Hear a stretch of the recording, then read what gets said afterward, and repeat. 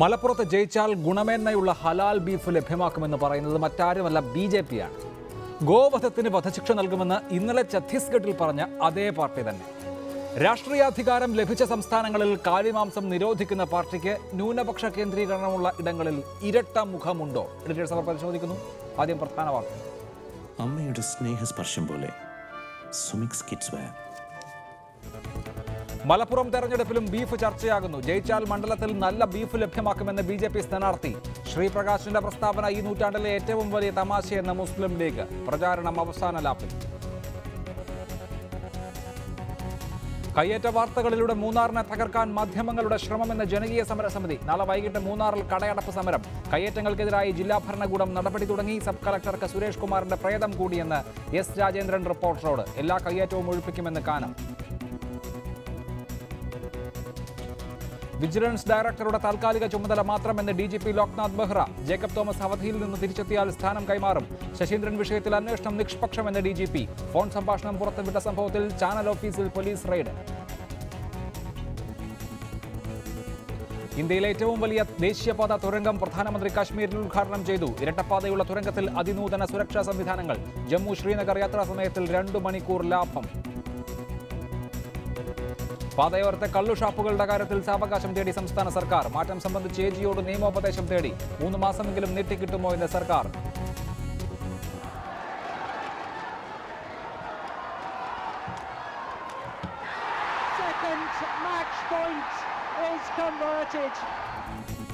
Indian open super series കിരീടം ഇന്ത്യയുടെ PV സിന്ധുവിന്. ഫൈനലിൽ സ്പെയിനിന്റെ ലോക 1 നമ്പർ താരം കാരോലിൻ മരിനെ തകർത്തു. വിജയം നേരിട്ടുള്ള ഗെയിമുകൾക്ക്.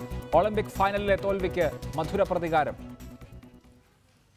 മലപ്പുറം ഉപതെരഞ്ഞെടുപ്പിൽ മത്സരിച്ച് ജയിച്ചാൽ മണ്ഡലത്തിൽ നല്ല ബീഫ് ലഭ്യമാക്കുമെന്ന് മലപ്പുറം പാർലമെന്റ് മണ്ഡലം NDA സ്ഥാനാർത്ഥി N ശ്രീപ്രകാശ്.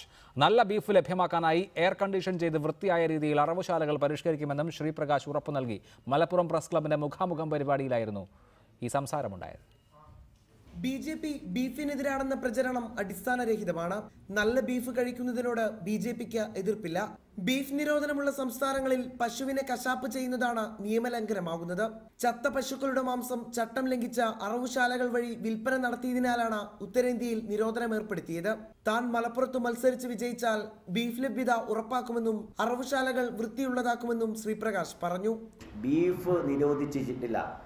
ഇത് ഒരു ദുഷ്പ്രചരണമാണ്. കൗ സ്ലോട്ടറിംഗ് ആണ് അവിടെ നിരോധിച്ച് ജീവപര്യന്തമാക്കുന്നത്. അല്ലാതെ ബീഫ് നിരോധിച്ചിട്ടില്ല. ഹലാലായ ഇറച്ചി കൊടുക്കും ഞാനിവിടെ. എന്താ ഹലാലായ ഇറച്ചി കൊടുക്കാതെ? എല്ലാ മൃഗശാലകളിലും അഹലാലായ ഇറച്ചി കേരളത്തിലെ നിയമത്തിനും ഇന്ത്യയുടെ നിയമത്തിൻ്റെ പരിധിയിൽ നിന്നുകൊണ്ട് അറവുശാലകൾ നല്ല വൃത്തിയുള്ള എയർ കണ്ടീഷൻസായ അറവുശാലകൾ നല്ല വൃത്തിയായി നല്ല അറവുശാലകൾ ഇവിടെ ഉണ്ടാക്കാൻ വേണ്ടി എൻ്റെ ഭാഗത്ത് ശ്രമം ഉണ്ടാകും. എന്താ സംശയം? എല്ലാ അറിവും നടക്കും. BJPയെ ഒരേ സ്വരത്തിൽ എതിർക്കുന്നവരുടെ കൂട്ടുകെട്ടാണ് മലപ്പുറത്തുള്ളത്. മുത്തലാഖിന്റെ പേരിൽ ദുരിതം അനുഭവിക്കുന്ന സ്ത്രീകൾക്കായി താൻ വിജയിച്ചാൽ പാർലമെന്റിൽ ശബ്ദമുയർത്തുമെന്നും അദ്ദേഹം പറഞ്ഞു. മലപ്പുറം പ്രസ് ക്ലബിന്റെ മീറ്റ് ദി പ്രസ് പരിപാടിയിൽ പങ്കെടുത്ത് സംസാരിക്കുകയായിരുന്നു അദ്ദേഹം. റിപ്പോർട്ടർ, മലപ്പുറം. ഈ വിഷയത്തിൽ ശ്രീ VV രാജേഷ് BJP സംസ്ഥാന സെക്രട്ടറി, ശ്രീ മുഹമ്മദ് റിയാസ് DYFI അഖിലേന്ത്യാ പ്രസിഡന്റ്, ഷിറ്റിയ അഹമ്മദ് കബീർ മുസ്ലിം ലീഗ് MLA, ശ്രീ ഫക്രുദ്ദീൻ അലി സാമൂഹ്യ നിരീക്ഷകൻ എന്നിവർ. ആദ്യം ശ്രീ VV രാജേഷ്, ഗോവധത്തിൻ്റെ കാര്യത്തിലും കാലിമാംസത്തിൻ്റെ കാര്യത്തിലും ഓരോ സംസ്ഥാനത്തും ഓരോ നിലപാട് എന്നുള്ളതാണോ BJPയുടെ സമീപനം? എന്തുകൊണ്ടാണ് ഇത്ര രാജ്യം ചർച്ച ചെയ്യുന്ന, നിങ്ങളൊരു അജണ്ടയായി മുന്നോട്ട് വയ്ക്കുന്ന വിഷയത്തിൽ രാജ്യമാകെ ഒറ്റ സമീപനവും ഒറ്റ കാഴ്ചപ്പാടും ഇല്ലാത്തത്?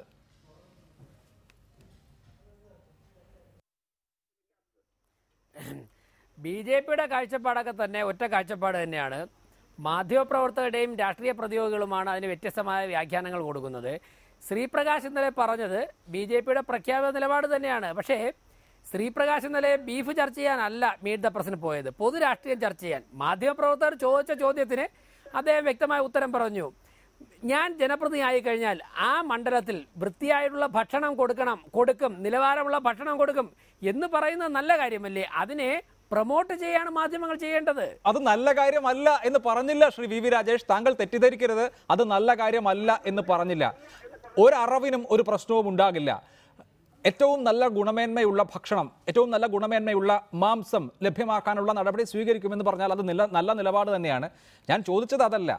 എന്നാൽ അങ്ങനെയുള്ള നിലപാടല്ല. ആളുകൾക്ക് എന്താണോ വേണ്ടത്, ആളുകൾക്ക് ഭക്ഷിക്കാൻ എന്താണോ താല്പര്യം, അതവർ അവരുടെ ഇഷ്ടത്തിന് വിനിയോഗിച്ചു കൊള്ളട്ടെ എന്ന നിലപാടല്ല BJPക്ക് മറ്റിടങ്ങളിൽ. അതുകൊണ്ടാണ് ഈ ചോദ്യവും ഈ ചർച്ചയും ഉണ്ടാകുന്നത്.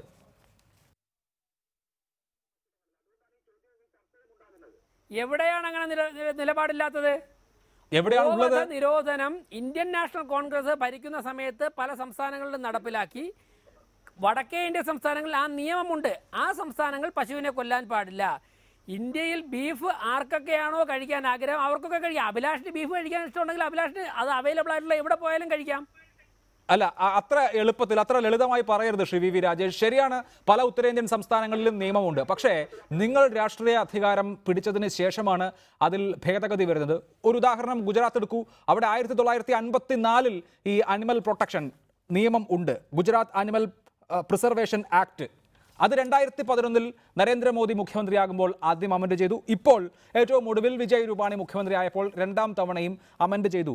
ആ അമെൻമെന്റിൽ പറയുന്നത് എന്താണ്? അവിടെ ഗോവധം മാത്രമല്ല, എല്ലാ തരത്തിലുള്ള കാലിവധങ്ങളും, അതായത് കാള, എരുമ, മൂരി, എല്ലാ തരത്തിലുള്ള കാലിവധങ്ങളും നിരോധിച്ചു എന്ന് മാത്രമല്ല, അവിടെ ജീവപര്യന്തം തടവ് ശിക്ഷ ലഭിക്കാവുന്ന കുറ്റമാണ് നമ്മൾ ഈ പറയുന്ന ഈ ശ്രീപ്രകാശ് ലഭ്യമാക്കാമെന്ന് പറയുന്ന ബീഫ് കൈവശം വെക്കുകയോ വിൽക്കുകയോ വീട്ടിൽ സൂക്ഷിക്കുകയോ ചെയ്താൽ എന്ന് മാത്രമല്ല, ഈ പറയുന്ന സംഭവം കടത്തിയാൽ, ട്രാൻസ്പോർട്ടേഷൻ നടത്തിയാൽ സമാനമായ വിധത്തിലുള്ള കുറ്റമാണ്. ഈ തരത്തിൽ ഓരോ സംസ്ഥാനത്തും നിങ്ങൾക്ക് രാഷ്ട്രീയ അധികാരം കിട്ടുമ്പോൾ ഈ നിയമ ഭേദഗതി വരുത്തുന്നത് കൊണ്ട് എങ്ങനെയാണ് ആ നാട്ടിലെ ജനങ്ങൾക്ക് അവർക്കിഷ്ടമുള്ള, ഒരു വിഭാഗം ജനങ്ങൾക്കെങ്കിലും ഇഷ്ടമുള്ള ഭക്ഷണം കഴിക്കാനാവുന്നത്?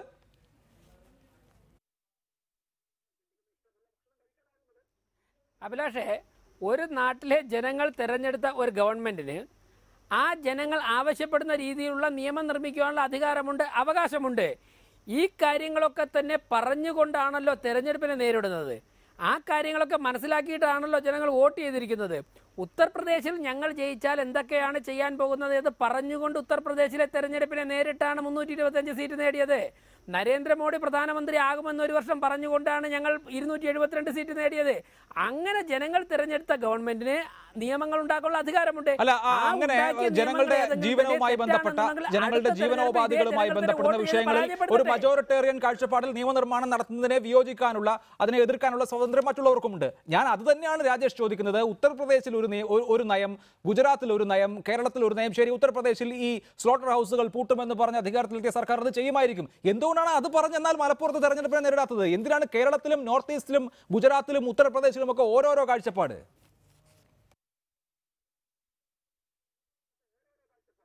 അല്ല, എന്നാൽ ഞാൻ ചോദിക്കട്ടെ, കൗ ബെൽറ്റ് എന്നറിയപ്പെടുന്ന സംസ്ഥാനങ്ങളിൽ ഇന്ത്യൻ നാഷണൽ കോൺഗ്രസ് ഭരിച്ചിരുന്നപ്പോഴേക്കും ഗോവധ നിരോധന നിയമം നടപ്പിലാക്കി. എന്തേ ഇന്ത്യൻ നാഷണൽ കോൺഗ്രസ് കേരളത്തിൽ നടപ്പിലാക്കിയില്ല?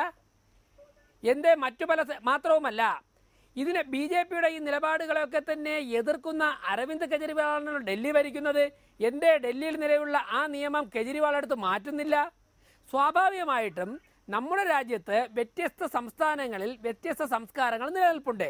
ആ സംസ്കാരം സംരക്ഷിക്കുവാൻ അവിടെ തിരഞ്ഞെടുക്കപ്പെടുന്ന ഗവൺമെന്റ് ബാധ്യസ്ഥരാണ്. അതാണ് ഞങ്ങളുടെ ഗവൺമെന്റ് ചെയ്തുകൊണ്ടിരിക്കുന്നത്. ശരി, അതാണ് കാഴ്ചപ്പാട്. ഞാൻ താങ്കളിലേക്ക് മടങ്ങിയെത്താം. ശ്രീ മുഹമ്മദ് റിയാസ്, ആ പറയുന്ന വാദത്തിന് യുക്തിയുണ്ട്. കാരണം ഇവിടങ്ങളിലൊക്കെ BJP അധികാരത്തിലെത്തിയതിനു ശേഷം ഗോവധം നിരോധിക്കപ്പെട്ടതല്ല. 1950കളിൽ തന്നെ പല സംസ്ഥാനങ്ങളിലും നിരോധിക്കപ്പെട്ടിട്ടുണ്ട്. പക്ഷേ കേരളത്തിലോ നോർത്ത് ഈസ്റ്റിലോ ഗോവയിലോ ഒന്നും നിരോധിക്കപ്പെട്ടിട്ടുമില്ല, ഇപ്പോഴും നിരോധിക്കപ്പെട്ടിട്ടില്ല. ഓരോരോ സംസ്ഥാനത്തിൻ്റെ സാഹചര്യം അനുസരിച്ച് എടുക്കുന്ന സമീപനം എന്നുള്ള നിലയിൽ അതിനെ കണ്ടാൽ മതിയോ?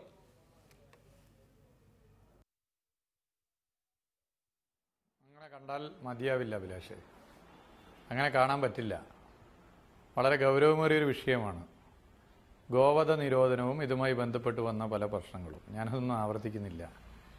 പക്ഷേ മലപ്പുറം ഉപതെരഞ്ഞെടുപ്പ് ദേശീയ ശ്രദ്ധയാകർഷിച്ചൊരു തെരഞ്ഞെടുപ്പിൽ രാജ്യം ഭരിക്കുന്ന സർക്കാരിനെ നയിക്കുന്ന രാഷ്ട്രീയ പ്രസ്ഥാനത്തിൻ്റെ ചിഹ്നത്തിൽ മത്സരിക്കുന്ന ആ പ്രസ്ഥാനത്തിൻ്റെ ഒരു പ്രവർത്തകൻ, സ്ഥാനാർത്ഥി, ഇവിടെ അതിൽ നിന്നും വ്യത്യസ്തമായ ഒരു അഭിപ്രായം പറഞ്ഞത് ഇരട്ടത്താപ്പാണ്. കേരളം എന്ന മണ്ണിൻ്റെ പ്രത്യേകത കൂടി, കേരളം എന്ന മണ്ണിൻ്റെ മതനിരപേക്ഷതയുടെ പ്രാധാന്യം കൂടി കൂട്ടി വായിക്കേണ്ടതാണ്. ഒറ്റ ഉദാഹരണം ഞാൻ പറഞ്ഞുതരാം. ഉത്തർപ്രദേശിലും ഗുജറാത്തിലും മഹാരാഷ്ട്രയിലുമൊക്കെ മത്സരിക്കുന്ന BJPയുടെ സ്ഥാനാർത്ഥികൾ നാത്തുറാം ഗോഡ്സെയുടെ പ്രതിമയിൽ മാലയിട്ട് പലയിടങ്ങളിലും തെരഞ്ഞെടുപ്പ് പ്രചരണം നടത്തിയിട്ടുണ്ട്. എന്നാൽ കേരളത്തിൽ ഈ മലപ്പുറം ബൈ ഇലക്ഷൻ പോലെ ഒരു ബൈ ഇലക്ഷൻ ആയിരുന്നു അരുവിക്കര ബൈ ഇലക്ഷൻ. അവിടെ മത്സരിച്ച UDF സ്ഥാനാർത്ഥി രാജഗോപാൽ നാത്തുറാം ഗോഡ്സെ വെടിവെച്ച് വീഴ്ത്തിയ രാഷ്ട്രപിതാവായ മഹാത്മാഗാന്ധിയുടെ പ്രതിമയിലാണ് മാലയിട്ടത്.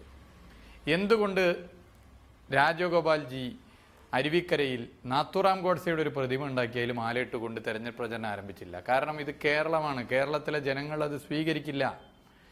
ഇതിന് സമാനം തന്നെയാണ് UPയിൽ മദർ തെരേസയെ തെറി വിളിച്ച ലോക രാഷ്ട്രീയത്തിലെ ഏക നേതാവായ ഒരു വ്യക്തി മുഖ്യമന്ത്രിയായതിനു ശേഷം അവിടെ നടന്ന് മാംസ കടകൾ അടച്ചുപൂട്ടിക്കുകയാണ്, മതന്യൂനപക്ഷങ്ങളെ ഭയപ്പെടുത്തുകയാണ്.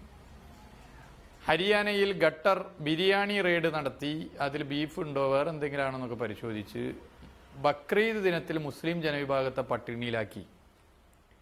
ഗുജറാത്തിൻ്റെ മുഖ്യമന്ത്രി നരേന്ദ്രമോദി, പ്രധാനമന്ത്രിയുടെ സംസ്ഥാനത്തെ മുഖ്യമന്ത്രി ഉത്തർപ്രദേശിൻ്റെ ഊർജ്ജം ഉൾക്കൊണ്ട് ഇന്ന് നടത്തിയ പ്രസ്താവന നമുക്കറിയാം. മറ്റൊരു സംസ്ഥാന മുഖ്യമന്ത്രി പറഞ്ഞത് പശുവിനെ കൊല്ലുന്നവരെ തൂക്കിലേറ്റണമെന്നാണ്. അപ്പം ഇങ്ങനെയുള്ള ഒരു പാർട്ടിയുടെ കേരളത്തിലെ ഒരു ഉപതെരഞ്ഞെടുപ്പിൽ സ്ഥാനാർത്ഥി പറയുന്നത് വേറെയാണ്. ഇത് ഇരട്ടത്താപ്പാണ്. ശരി, അത് ഇരട്ടത്താപ്പാണ് എന്നുള്ളതാണ് താങ്കളുടെ വിമർശനത്തിന് ശ്രീ വി രാജേഷ് മറുപടി പറയും. അതിനു മുൻപ് ശ്രീ അഹമ്മദ് കബീർ, ഈ കാലിമാംസത്തിന്റെ കാര്യത്തിൽ ഏതാണ്ട് സമാനമായ നിലപാട്, പൂർണ്ണമായും സമാനമായ നിലപാട് എന്ന് ഞാൻ പറയില്ല, ഏതാണ്ട് സമാനമായ നിലപാടല്ലേ മുഖ്യധാര രാഷ്ട്രീയ കക്ഷികൾക്കെല്ലാം ഉള്ളത്? ശരി, BJPക്ക് ബീഫിനെ കുറിച്ച് കേരളത്തിലും ഗോവയിലും നോർത്ത് ഈസ്റ്റിലും ഉത്തർപ്രദേശിലും ഗുജറാത്തിലും ഒക്കെ വെവ്വേറെ കാഴ്ചപ്പാടുണ്ട്. കോൺഗ്രസിനും നിങ്ങളുടെ സഖ്യകക്ഷിയായ കോൺഗ്രസിനും സമാനമായ തരത്തിലുള്ള നിലപാടല്ലേ ഉള്ളത്? വിവിധ സംസ്ഥാനങ്ങളിൽ ഗോവധ നിരോധന നിയമം നിർമ്മിക്കുമ്പോൾ അവിടങ്ങളിലൊക്കെ കോൺഗ്രസ് സർക്കാരുകളായിരുന്നു. ഇവിടെ BJP മധ്യപ്രദേശിൽ ഗോവധ നിരോധന നിയമം ശക്തമാക്കാൻ ഒരുങ്ങിയപ്പോൾ മുൻ മുഖ്യമന്ത്രി, കോൺഗ്രസ് നേതാവ്, ഇപ്പോഴും കോൺഗ്രസിന്റെ സമുന്നതനായ നേതാവായ ദിഗ്വിജയ് സിംഗ് പറഞ്ഞത് ഞങ്ങളാണ് ഈ നിയമം കൊണ്ടുവന്നത്, അതല്ലാതെ നിങ്ങളല്ല, അതിൽ ഓർമ്മ വേണം എന്നുള്ളതാണ്. അപ്പോൾ അന്നും കോൺഗ്രസിന് എങ്ങനെയാണോ മധ്യപ്രദേശിലും ഗുജറാത്തിലുമൊക്കെ ബീഫിനെ കുറിച്ചുള്ള സമീപനം ഉണ്ടായിട്ടുള്ളത്, അതേമാതിരി BJPക്കുമുണ്ട്. കേരളത്തിൽ വ്യത്യസ്തമാണ്. കേരളത്തിൽ മുൻപ് കോൺഗ്രസിനും സമാനമായ സമീപനം ഉണ്ടായിരുന്നില്ല. ഇവിടെ ഗോവധ നിരോധനം നടപ്പാക്കണമെന്ന ആവശ്യം ഒരു രാഷ്ട്രീയ കക്ഷിക്കും ഉണ്ടായിരുന്നില്ല. ഇതുപോലെ BJPയെയും എടുത്താൽ പോരെ?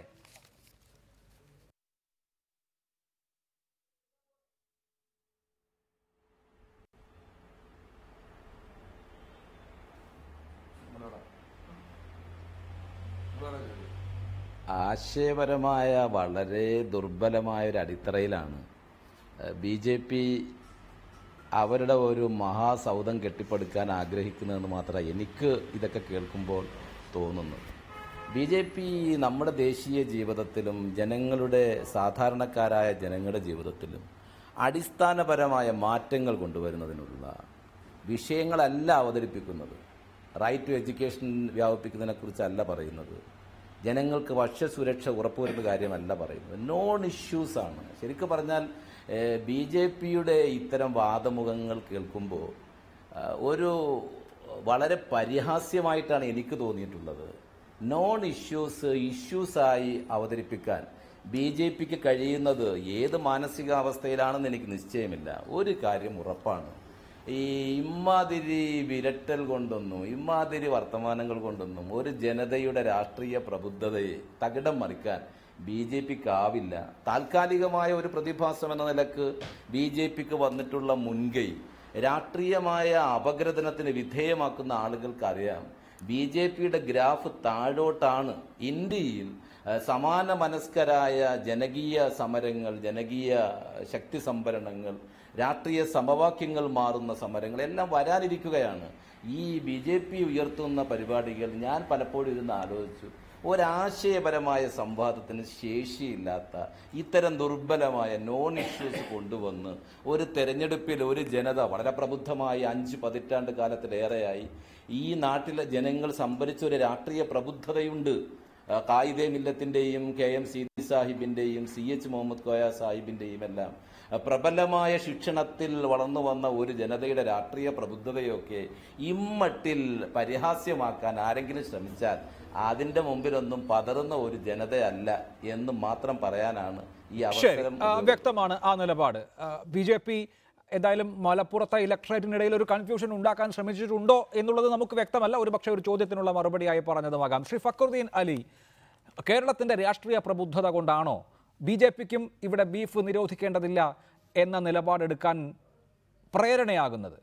അതോ ഇവിടെയുള്ള ആളുകൾ, ഒരു വലിയ പങ്ക് ആളുകൾ ബീഫ് കഴിക്കുന്നവരാണ്, ഇതര മധ്യ പ്രദേശത്തെ സംസ്ഥാനങ്ങളെ അപേക്ഷിച്ച് അല്ലെങ്കിൽ ഗംഗാതടത്തിലെ സംസ്ഥാനങ്ങളെ അപേക്ഷിച്ച് കേരളം, ഗോവ പോലെയുള്ള സംസ്ഥാനങ്ങൾ, പിന്നെ നോർത്ത് ഈസ്റ്റ്, ഇവരൊക്കെ ബീഫ് കഴിക്കുന്ന ആളുകളാണ്. അപ്പോൾ ബീഫ് കഴിക്കുന്ന ആളുകൾ ഉള്ള ഇടത്ത് ബീഫ് നിരോധനം എന്ന അജണ്ട മുന്നോട്ട് വെക്കുക എന്നുള്ളത് മണ്ടത്തരമാണ് എന്ന അറിവ് കൊണ്ടാണോ BJP അങ്ങനെ ഒരു നിലപാടെടുക്കുന്നത്?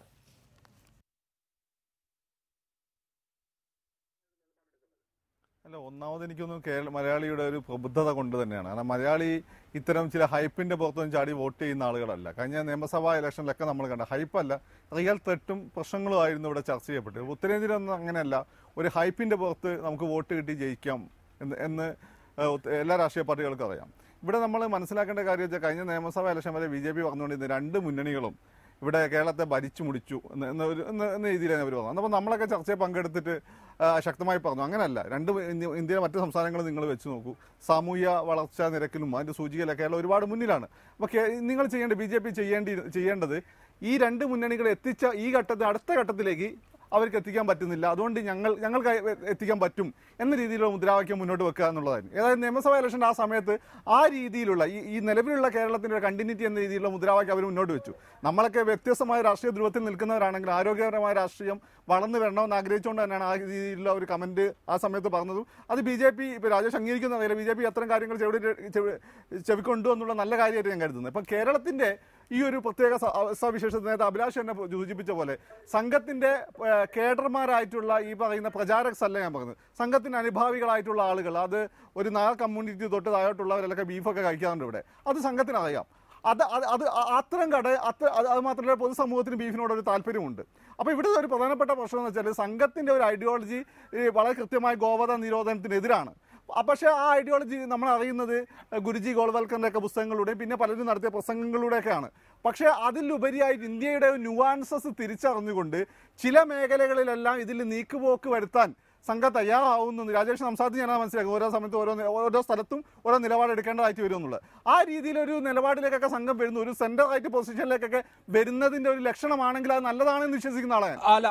അങ്ങനെയാണെങ്കിൽ അത് എല്ലായിടത്തും വേണ്ടേ ശ്രീ ഫക്രുദ്ദീൻ അലി? കേരളത്തിൽ മാത്രമായി സെൻട്രൽ റൈറ്റ് പൊസിഷൻ എന്നുള്ളത് സാധ്യമാകില്ലല്ലോ. ശ്രീ VV രാജേഷ്, ഇതിൽ കൃത്യമായ രാഷ്ട്രീയമുണ്ടല്ലോ.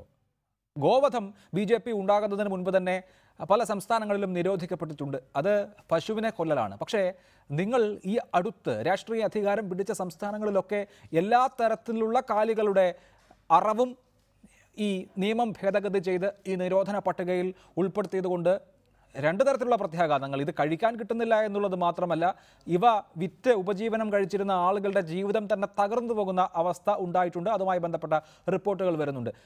ഇത് എന്ത് പ്രിൻസിപ്പിളിൻ്റെ അടിസ്ഥാനത്തിലാണ്? കൃത്യമായി ഈ അജണ്ട എന്നുള്ളത് വർഗീയ ധ്രുവീകരണം ഉണ്ടാക്കും. വർഗീയ ധ്രുവീകരണം പരമാവധി ഉണ്ടാകട്ടെ എന്നുള്ള നിലയ്ക്ക് അത് തെരഞ്ഞെടുപ്പിൽ ഉന്നയിക്കുന്നു, തെരഞ്ഞെടുപ്പ് ജയിച്ചു കഴിഞ്ഞത് പ്രയോഗവൽക്കരിക്കുന്നു. ഇത്രയല്ലേ ഉള്ളൂ.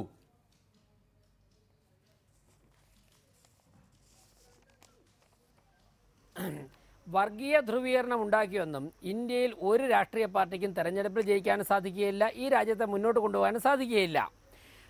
ഈ രാജ്യത്തിലെ ജനങ്ങൾ പ്രബുദ്ധരാണ്. അവരെ വികസനത്തിൻ്റെ അജണ്ട വെച്ചുകൊണ്ട് മാത്രമേ തെരഞ്ഞെടുപ്പിൽ ജയിക്കാൻ സാധിക്കുകയുള്ളൂ. ഒരു പക്ഷേ ഞാൻ ഈ പറഞ്ഞതിന് വിരുദ്ധമായി ചില തെരഞ്ഞെടുപ്പുകളിൽ ചില ഒറ്റപ്പെട്ട സംഭവങ്ങൾ ചില നിയോജക മണ്ഡലങ്ങൾ ഉണ്ടായിരിക്കാം, ഞാനത് തള്ളിക്കളയുന്നില്ല. BJPയുടെയും ചില സ്ഥാനാർത്ഥികളുടെ ഭാഗത്ത് നിന്ന് ഉണ്ടായിരിക്കാം. ഇപ്പോൾ LDF ചെയ്യുന്നില്ല, എല്ലാ നിയോജക മണ്ഡലങ്ങളിലും അവർ പരമാവധി ചെയ്യുന്നുണ്ടല്ലോ.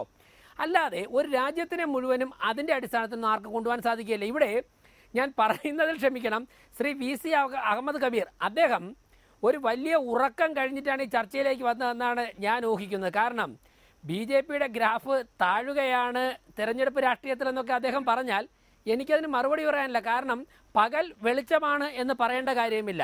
അതുകൊണ്ട് അദ്ദേഹം വേറൊന്ന് പറയുകയാണ്, ആശയപരമായി ദുർബലമായ അടിത്തറയിൽ നിന്നുകൊണ്ടാണ് BJP നേതാക്കന്മാർ സംസാരിക്കുന്നത്. 10-15 സംസ്ഥാനങ്ങളും രാജ്യവും ഭരിക്കുന്ന ഒരു പാർട്ടിയായിട്ടുള്ള ഞങ്ങൾ ദുർബലമായ ആശയ അടിത്തറയിലാണ് നിൽക്കുന്നതെന്ന് താങ്കൾ പറയുമ്പോഴേക്കും എനിക്ക് താങ്കളോട് അക്കാര്യത്തിന് മറുപടി പറയാനുള്ള വാക്കുകൾ പോലും എനിക്ക് ലഭിക്കുന്നില്ല. മുസ്ലിം ലീഗിൻ്റെ ആശയ അടിത്തറയും BJPയുടെ ആശയ അടിത്തറയും ഈ ചർച്ച കേൾക്കുന്ന പൊതുസമൂഹം വിലയിരുത്തിക്കൊള്ളട്ടെ. അതിന് നമ്മൾ തമ്മിൽ തർക്കിക്കാനില്ല. വേറൊരു കാര്യം, ശ്രീപ്രകാശ് ഇന്നലെ മീറ്റ് ദ പ്രസിന് പോയത് ബീഫ് ചർച്ച ചെയ്യാനായിരുന്നില്ല. മാത്രവുമല്ല, മലപ്പുറം തെരഞ്ഞെടുപ്പിൽ ബീഫാണ് ചർച്ച ചെയ്യേണ്ടതെന്നുള്ള വിശ്വാസമേ ഞങ്ങൾക്കില്ല. മുസ്ലിം സമുദായത്തിൽപ്പെട്ടവരുടെ ദേശീയ ഭക്ഷണം ബീഫാണെന്ന് ഞങ്ങൾ പറയുന്നില്ല. CPM-ന്റെ ആർഗ്യുമെൻ്റാണ്. ഞങ്ങൾ മലപ്പുറത്ത് ചർച്ച ചെയ്യാൻ ഉദ്ദേശിക്കുന്നത് മുത്തലാഖാണ്. മുസ്ലിം ലീഗ് ഒരു ഓപ്പൺ ഡിസ്കഷന് തയ്യാറുണ്ടോ? ട്രിപ്പിൾ തലാഖിനെ കുറിച്ച് ചർച്ച ചെയ്യാൻ, നിങ്ങളുടെ നിലപാട് പറയാൻ നിങ്ങൾ തയ്യാറുണ്ടോ? അത് ആരോഗ്യപരമായി ചർച്ച ചെയ്യണം എന്ന് ഞങ്ങൾ ആഗ്രഹിക്കുന്നു. അതിൽ വിദ്യാഭ്യാസപരമായി നിൽക്കുന്ന മുസ്ലിം വനിതകളുടെ പിന്തുണ, മുത്തലാഖിന്റെ പേരിൽ ദുരിതം അനുഭവിക്കുന്ന മുസ്ലിം വനിതകളുടെ പിന്തുണ, അവരുടെ വോട്ട്, അവരെ ഡിപ്പെൻഡ് ചെയ്യുന്നവരുടെ വോട്ട്, അവരുടെ കുടുംബാംഗങ്ങളുടെ വോട്ട് ഞങ്ങൾ പ്രതീക്ഷിക്കുന്നു മലപ്പുറത്ത്. അതുകൊണ്ട് അന്തസ്സോടെ ആ വിഷയം ഞങ്ങൾ ചർച്ച ചെയ്യാൻ വേണ്ടി ഞങ്ങളവിടെ തയ്യാറാകുന്നു. ബീഫല്ല ഞങ്ങളവിടെ ചർച്ച ചെയ്യാൻ തയ്യാറാകുന്നു. പക്ഷേ മാധ്യമപ്രവർത്തകർ ചോദ്യം ചോദിച്ചതുകൊണ്ട് ഉത്തരവാദിത്തമുള്ള ഒരു സ്ഥാനാർത്ഥി അതിനൊരു മറുപടി പറഞ്ഞു എന്ന് മാത്രം. അല്ല, ഇതിൽ ശ്രീ VV രാജേഷ്, വളരെ ഉപരിപ്ലവമായി തെരഞ്ഞെടുപ്പിനെ കാണാനുള്ള സ്വാതന്ത്ര്യം BJPക്കുണ്ട്, ഞാനത് സമ്മതിക്കുന്നു. ഇത് കേരളമാണ്. ഇവിടെ ഞങ്ങൾ മുത്തലാഖിനെതിരെ സമീപനം സ്വീകരിച്ചിട്ടുണ്ട്. അതുകൊണ്ട് മുസ്ലിം സഹോദരികൾ, ആത്മാഭിമാനമുള്ളവർ ഞങ്ങൾക്ക് വോട്ട് ചെയ്യും എന്ന് നിങ്ങൾക്ക് പ്രതീക്ഷിക്കാം. അതുപോലെ ഞങ്ങൾ ബീഫ് എല്ലാവർക്കും കഴിക്കാൻ നല്ല എയർ കണ്ടീഷൻഡ് ആയിട്ടുള്ള സംവിധാനങ്ങൾ, അറവുശാലകൾ ഒരുക്കും എന്ന് പറഞ്ഞാൽ കുറച്ചുപേർ വോട്ട് ചെയ്യും എന്നും പ്രതീക്ഷിക്കാം. പ്രതീക്ഷകൾക്കൊന്നും യാതൊരു കൂലിയും കൊടുക്കേണ്ട, വാടകയും കൊടുക്കേണ്ട കാര്യമില്ലല്ലോ. എൻ്റെ വിഷയം അതല്ല. എങ്ങനെയാണ് ബീഫ് ഒരു തെരഞ്ഞെടുപ്പ് വിഷയമാകുന്നത് എന്ന് ഞാൻ അവരോടും ചോദിക്കാം. ഇവിടെ ബീഫ് അല്ലെങ്കിൽ ഈ ഗോവധം എന്നുള്ളത് തെരഞ്ഞെടുപ്പ് വിഷയമാക്കിയിട്ടുള്ളത് ഇതര സംസ്ഥാനങ്ങളിൽ നിങ്ങളാണ്. ഞാൻ പറയുന്നത്, അങ്ങനെ തെരഞ്ഞെടുപ്പ് വിഷയമാക്കി തെരഞ്ഞെടുപ്പിൽ ജയിച്ചു വന്നതിന് ശേഷം എടുക്കുന്ന നടപടികൾ എത്ര വലിയ ദുരിതം ഉണ്ടാക്കുന്നു എന്നാണ്. ഉത്തർപ്രദേശിൽ 20% മുസ്ലിം ജനവിഭാഗങ്ങളുണ്ട്. അവരിൽ ബഹുഭൂരിപക്ഷവും ബീഫ് കഴിക്കുന്നവരാണ്. അതിനേക്കാൾ പ്രാധാന്യം അർഹിക്കുന്നത് ഇത് ഉപജീവന മാർഗമാക്കിയിട്ടുള്ള ആളുകളുണ്ട്. ഇപ്പോൾ യോഗി ആദിത്യനാഥ് വന്നതോടുകൂടി എത്ര വലിയ ക്രൈസിസ് അവിടെ ഉണ്ടായി. അത് തന്നെ ത്രിവേന്ദ്ര യാദവ് ഇവിടെ ഉത്തരാഖണ്ഡിൽ ആവർത്തിക്കുന്നു. ഗുജറാത്തിൽ നിയമനിർമ്മാണം നടക്കുന്നു. ഇങ്ങനെ ഒരു അജണ്ട മുന്നോട്ട് വെക്കുന്നു, തെരഞ്ഞെടുപ്പിൽ നേരിടുന്നു. അതിനുശേഷം അത് നടപ്പാക്കുമ്പോൾ ഉണ്ടാകുന്ന ഭീമമായ പ്രത്യാഘാതം കൂടിയുണ്ട്. അതിൻ്റെ ഗുണവശം എവിടെയാണ്? അതിൻ്റെ പ്രതിലോമ വശങ്ങൾ ധാരാളമുണ്ട്.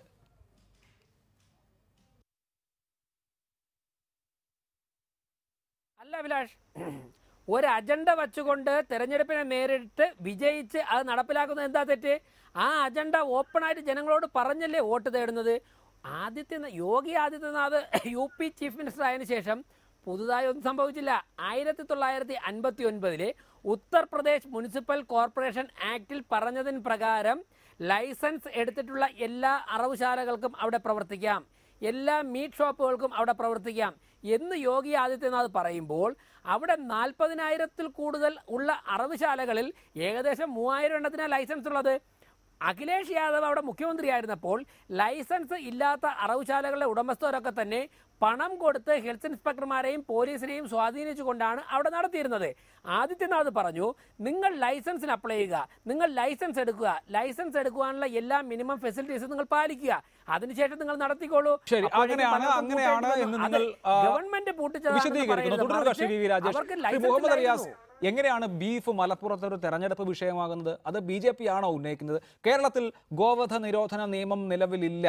എല്ലാ തരത്തിലുള്ള അറവും നിയമവിധേയമാണ്. അങ്ങനെ ഇരിക്കെ ഇവിടെ ഇനിയിപ്പോൾ BJP ജയിച്ചാൽ തന്നെ അവർക്ക് നിയമസഭയിൽ ഭൂരിപക്ഷം വേണം, ഒരു നിയമനിർമ്മാണമൊക്കെ നടത്തി ഇക്കാര്യത്തിലൊരു വേറെ എന്തെങ്കിലും ഒരു തീരുമാനം ഉണ്ടാകാൻ. അതായത് ഈ സമീപ ഭാവിയിലൊന്നും അങ്ങനെ ഒരു സംഭവം കേരളത്തിൽ ഉണ്ടാകാൻ പോകുന്നില്ല എന്നിരിക്കെ മലപ്പുറത്ത് എങ്ങനെയാണ് ബീഫ് ഒരു തെരഞ്ഞെടുപ്പ് വിഷയമാവുക?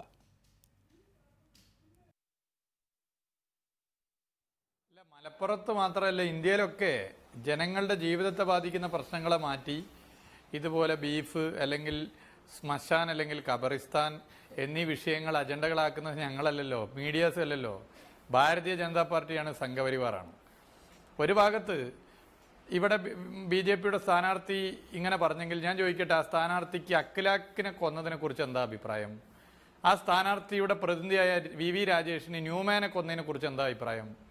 അഖിലാഖിനെ കൊന്നവരെ പരസ്യമായി പിന്താങ്ങിയ കേന്ദ്രമന്ത്രിമാരെ കുറിച്ച് എന്താണ് കേരളത്തിലെ BJPക്കാരുടെ അഭിപ്രായം? ഇനിയും അഖിലാഖുമാരുണ്ടാകുമെന്നും പരസ്യമായി പറയുന്ന ഒരു സംഘടനയുടെ തലപ്പത്തിരിക്കുന്ന ആളെ രാഷ്ട്രപതിയാക്കണമെന്ന് പറഞ്ഞ UDFന്റെ നേതാവ് ജാഫർ ഷെരീഫ്, കോൺഗ്രസിന്റെ മുൻ കേന്ദ്രമന്ത്രിയായ ജാഫർ ഷെരീഫിന്റെ നിലപാടിനെ കുറിച്ച് ഇവിടെ മുസ്ലിം ലീഗിനെ പ്രതിനിധീകരിക്കുന്ന പ്രിയപ്പെട്ട എൻ്റെ സുഹൃത്ത് MLAക്ക് അഭിപ്രായം എന്താണ്? മണിപ്പൂരിൽ പരസ്യമായി ഇതുപോലുള്ള നിലപാടിലേക്ക് വരണമെന്ന് പറഞ്ഞ BJPയുടെ മുഖ്യമന്ത്രി പഴയ കോൺഗ്രസ്സുകാരനാണ് എന്നത് ഞാനിവിടെ ഓർമ്മപ്പെടുത്തുന്നതോടൊപ്പം തന്നെ ആദിത്യനാഥിനെ മന്ത്രിസഭയിൽ മന്ത്രിയായി സത്യപ്രതിജ്ഞ ചെയ്ത റീത്ത ബഹുഗുണി എന്ന ഉത്തർപ്രദേശ് കോൺഗ്രസിന്റെ സംസ്ഥാന പ്രസിഡന്റ് ഇന്ന് പരസ്യമായി നിലപാടുകൾ ഈ മന്ത്രിസഭയിൽ ഇരുന്ന് ഒപ്പുവെക്കുന്നതിനെ കുറിച്ച് എന്താണ് അഭിപ്രായം? കഴിഞ്ഞ മലപ്പുറം തെരഞ്ഞെടുപ്പിന്റെ സമയത്ത് ഇവിടെ ഇ അഹമ്മദ് സാഹിബ് മലപ്പുറത്ത് മത്സരിക്കുമ്പോൾ അതേ സമയത്ത് ഉത്തർപ്രദേശിൽ അവിടെ കോൺഗ്രസിന്റെ സ്ഥാനാർത്ഥിക്ക് വേണ്ടി പ്രചരണം നടത്തിയ റീത്ത ബഹുഗുണയും സംഘവും ഇന്ന് BJP പോകുന്നു. അപ്പൊ ഇവിടെ നിലപാട് ആരാണ് എടുക്കുന്നത്? ഇതാണ് ചോദ്യം. ഇത്തരം വിഷയങ്ങൾ നിലപാട് ആരെടുക്കുന്നു? രാജ്യത്തിന്റെ മതനിരപേക്ഷത അപകടത്തിലാകുന്നു. എന്ത് ഭക്ഷിക്കണം എന്നുള്ള അവകാശം ഇന്ത്യയിലെ പൗരനുണ്ട്. എന്ത് വസ്ത്രം ധരിക്കണം എന്നുള്ള അവകാശം ഇന്ത്യയിലെ പൗരനുണ്ട്. ഏതെങ്കിലും ഒരു പ്രത്യേക മതവിഭാഗത്തിലുള്ളവരോ ഏതെങ്കിലും ഒരു പ്രത്യേക നിലപാടുള്ളവരോ മാത്രം ഭക്ഷിക്കുന്നതല്ല ഇവിടെ ഈ സസ്യാഹാരമായാലും മാംസാഹാരമായാലും. അത് ഈ രാഷ്ട്രീയമായി കലർത്തുന്നത് ആരാണ്? അത് സംഘപരിവാറാണ്. സംഘപരിവാറാണ് ഈ നിലപാടെടുത്തിട്ടുള്ളത്. രാജ്യത്തെ കോൺഗ്രസ് വളരെ ദൗർഭാഗ്യരെന്ന് പറയട്ടെ നിരാശാജനകമായ സമീപനം കൈക്കൊണ്ട്. ജാഫർ ഷെരീഫ് ആയിക്കോട്ടെ, ഏറ്റവും അവസാനം ദിഗ്വിജയ് സിംഗിന്റെ മദർസയുമായി ബന്ധപ്പെട്ട പ്രസ്താവന ആയിക്കോട്ടെ, കോൺഗ്രസിന്റെ നേതാക്കന്മാർ രാത്രി ഉറങ്ങാൻ നേരത്ത് കോൺഗ്രസ് രാവിലെ എണീറ്റാൽ BJP ആയി മാറുന്നതായിക്കോട്ടെ, എന്തും ആയിക്കോട്ടെ, രാഷ്ട്രീയ നിലപാട് ഇതുമായി ബന്ധപ്പെട്ട് എടുക്കുന്നുണ്ടോ രാജേഷേ? അഖിലാഖിനെ കൊന്നവരെ ന്യായീകരിക്കുകയല്ലേ നിങ്ങൾ? അങ്ങനെയാണെങ്കിൽ നിങ്ങളുടെ BJPയുടെ മലപ്പുറത്തെ സ്ഥാനാർത്ഥി പരസ്യമായി അഖിലാഖിനെ കൊന്നവരെ തള്ളിപ്പറയോ? ന്യൂമാനെ കൊന്നവരെ തള്ളിപ്പറയോ? ബിരിയാണി റെയ്ഡ് നടത്തിയ ഖത്തറിനെ തള്ളിപ്പറയോ? ഇത്തരം നിലപാടുകൾ തള്ളിപ്പറയാതെ ഇവിടെ നിങ്ങൾ എടുക്കുന്ന സമീപനം ഇരട്ടത്താപ്പാണ്, ഇരട്ട നിലപാടാണ്. അതിൽ കോൺഗ്രസ് എടുക്കുന്നത് പോലെ മൃദു ഹിന്ദുത്വ സമീപനം എടുക്കാൻ ഞങ്ങളെ കിട്ടില്ല. ജാഫർ ഷെരീഫുമാരാകാൻ കമ്മ്യൂണിസ്റ്റുകാർക്ക് സാധിക്കില്ല. ജാഫർ ഷെരീഫുമാരോ റീത്ത ബഹുഗുണമാരോ ആകാൻ ഈ ഇന്ത്യയിലെ കമ്മ്യൂണിസ്റ്റുകാർക്ക് സാധിക്കില്ല. ശരി ആവട്ടെ. ശ്രീ അഹമ്മദ് കബീർ, ഇവിടെ താങ്കൾ സൂചിപ്പിച്ചുവല്ലോ അത്ര ഗൗരവമുള്ള വിഷയമല്ല ഇത് എന്ന്. എങ്ങനെയാണ് 2015 തദ്ദേശ തെരഞ്ഞെടുപ്പ് നടന്നപ്പോൾ ഈ ബീഫ് എന്നുള്ളത് കേരളത്തിലൊരു പോളറൈസിംഗ് ഫാക്ടർ ആയത് എന്ന് നമ്മൾ കണ്ടതാണ്. ഇടതുപക്ഷത്തിന് അനുകൂലമായി ന്യൂനപക്ഷ വിഭാഗങ്ങളിൽ നിന്നടക്കം മുൻപില്ലാത്തവണ്ണം കൂടുതലായ ഒരു വോട്ട് ഷെയർ വന്നതിൻ്റെ കാരണം ഈ വിഷയങ്ങളിൽ, വിശേഷിച്ച അസഹിഷ്ണുത, ഭക്ഷണ സ്വാതന്ത്ര്യം തുടങ്ങിയ വിഷയങ്ങളിൽ അവരെടുത്തിട്ടുള്ള കർക്കശമായ നിലപാട് മൂലം, ധൈര്യമുള്ള നിലപാട് മൂലം അങ്ങനെ ഒരു വോട്ടിംഗ് ഇടതുപക്ഷത്തിന് അനുകൂലമായി ഉണ്ടായി എന്ന് വിലയിരുത്തപ്പെട്ടവരുണ്ട്. കഴിഞ്ഞ തദ്ദേശ തെരഞ്ഞെടുപ്പിലെ ഇടതുപക്ഷത്തിന്റെ വിജയം ഈ ബീഫ് വിവാദത്തിന് കൂടി അർഹതപ്പെട്ടവരാണെന്ന് നിരീക്ഷിച്ചവരുണ്ട്. അപ്പോൾ ബീഫ് തെരഞ്ഞെടുപ്പ് രാഷ്ട്രീയത്തിൽ ഒരു ചെറിയ കാര്യമല്ല. അത് ഉത്തർപ്രദേശിലോ മറ്റ് സംസ്ഥാനങ്ങളിലോ പോലെ അല്ല എങ്കിൽ പോലും ഇവിടെയും ഒരു ഘടകമാണ്. അപ്പോൾ അത്തരം വിഷയങ്ങളൊക്കെ ചർച്ചയാകുന്നതിൽ ലീഗിന് ബുദ്ധിമുട്ടുണ്ടോ?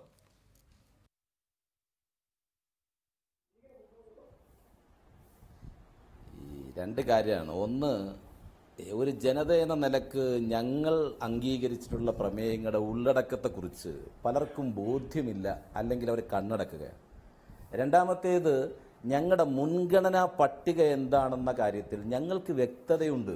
BJPക്കാരോട് ഞങ്ങൾക്ക് പറയാനുള്ളത്, നിങ്ങൾ അലീഗർ ക്യാമ്പസിനെ ശക്തിപ്പെടുത്തുമോ? ഞങ്ങൾക്ക് അറിയേണ്ടത് അതാണ്. ഞങ്ങളുടെ മക്കൾക്ക് നേരത്തെ ഇവിടെ പ്രാഥമിക വിദ്യാഭ്യാസത്തിന് പോലും അവസരം ഉണ്ടായിരുന്നില്ല. അവിടെ അവസരമുണ്ടായി, ഉന്നത വിദ്യാഭ്യാസ രംഗത്ത് മുന്നോട്ട് വരുന്നു. UPA സർക്കാർ ഇവിടെ കൊണ്ടുവന്ന അലീഗർ ക്യാമ്പസ് ശക്തിപ്പെടുത്താൻ BJP തയ്യാറുണ്ടോ എന്നാണ് ഒന്നാമത് അറിയേണ്ടത്. രണ്ടാമത്, ഞങ്ങളുടെ എയർപോർട്ട് ഹജ്ജിന് ഒരു പോയിന്റായിരുന്നു. നേരത്തെ വലിയ വിമാനങ്ങൾ ഇറങ്ങിയ ഒരു എയർപോർട്ടാണിത്. ആ എയർപോർട്ട് കോഴിക്കോട്ടെ യാത്രക്കാർക്ക് സൗകര്യപ്പെടുത്തി കൊടുക്കാൻ അവർ തയ്യാറുണ്ടോ എന്നുള്ളതാണ് ഞങ്ങളുടെ ചോദ്യം. ആ അർത്ഥത്തിലാണ് ഞാൻ പറഞ്ഞത്, നോൺ ഇഷ്യൂസ് ആണ് ഇവർ കൊണ്ടുവരുന്നത്. അല്ലാതെ ഓരോ ഇഷ്യൂവിനും ഓരോ ഇഷ്യൂവിന്റെ പ്രത്യേകതയുണ്ട്. പിന്നെ CPMകാരുടെ പ്രത്യേകത എന്താ വെച്ചാൽ, അവരൊരിക്കലും വിഷയങ്ങൾ ആധികാരികമായി കാണാൻ ശ്രമിച്ചവരല്ല. അവര് കേരളക്കരയിലെ ജനങ്ങളുടെ രാഷ്ട്രീയ പ്രബുദ്ധതയെ അളക്കുന്ന രംഗത്ത് ദയനീയമായി പരാജയപ്പെട്ടവരാണ്. അവരങ്ങാടിയിൽ ബീഫ് വിളമ്പി പരിഹാസ്യമായ രാഷ്ട്രീയ നാടകം നടത്തിയവരോട് ഞങ്ങൾക്ക് പുച്ഛമാണ്. ഞങ്ങൾക്ക് അവരോട് സഹതാപത്തിന് കണ്ണീരില്ലാതെ ഞങ്ങൾ എവിടെ നിൽക്കുന്നു, ഞങ്ങൾ എവിടെയാണെന്ന് നിൽക്കുന്നത്, ഞങ്ങളുടെ പ്രമേയം എന്താണ്, അതിൻ്റെ ഉള്ളടക്കം എന്താണ്, ഞങ്ങളുടെ മുൻഗണന എന്താണ് എന്നൊന്നും പരിചയമില്ലാതെ ഞങ്ങളെ വെറും പൊട്ടൻ കളിപ്പിക്കാൻ കഴിയുമെന്ന് കരുതുന്ന മൗഢ്യത്തിലാണ് CPM ഉള്ളത്. ആ CPMന് മറുപടി കൊടുക്കാൻ കൂടിയാണ് ഈ തെരഞ്ഞെടുപ്പിൽ ഞങ്ങൾ പരിശ്രമിച്ചുകൊണ്ടിരിക്കുന്നത്.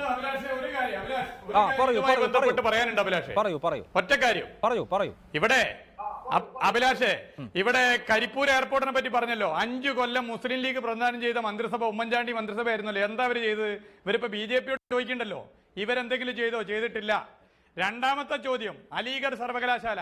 നമുക്കൊക്കെ അറിയാം അതെങ്ങനെ പെരിന്തൽമണ്ണയിൽ ഇതിന്റെ ഓഫ് ക്യാമ്പസ് വന്നു, അതിനാരിടപെട്ടു എന്നുള്ളത്. ഇത് തന്നെയാ പ്രശ്നം.